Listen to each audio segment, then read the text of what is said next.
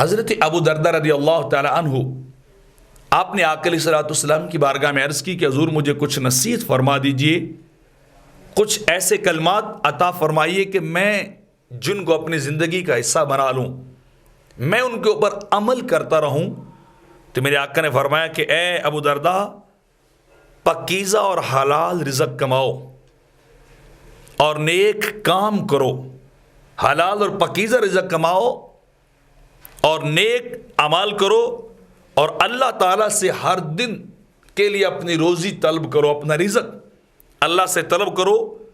اور اے ابو دردہ، یہ بات بھی یاد رکھنا کہ خود کو مردوں میں شمار کرو، اپنے آپ کو اہل قبور میں سے شمار کرو۔ موت قبل ان تموت، مرنے سے قبل ہی مرنے والی کیفیت طاری کر لو، مرنے سے قبل ہی اپنی خواہشات کو مار دو۔ تو اپنے آپ کو مردوں میں سے شمار کرو، اور ہر انسان کے لیے لازم ہے، میرے آقا فرماتے ہیں کوئی ایسے اعمال پر فخر نہ کرے، اپنے اعمال ایسے کر کے ان پہ فخر نہ کرے،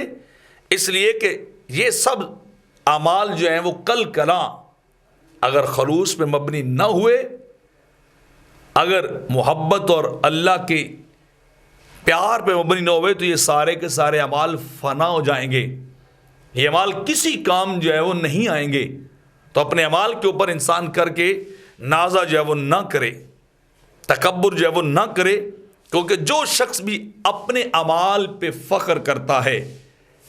میرے آقا فرماتے ہیں وہ اپنے رب پہ احسان جتلاتا ہے، اپنے رب پہ احسان جتلاتا اور باتیں کرتا ہے، تو فرمایا ایسا کسی کو بھی نہیں کرنا چاہیے، بلکہ کیا ہے،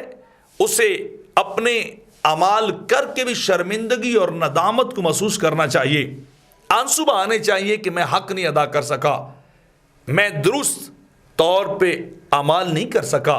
جتنے اللہ کے احسانات ہیں مجھ پر، جتنے اللہ کے کرم ہیں مجھ پر، میں تو ان کے مقابلے میں ایک ذرہ بھی نہیں کر سکا، میں تو اس کا حق بھی جو ہے وہ نہیں ادا کر سکا۔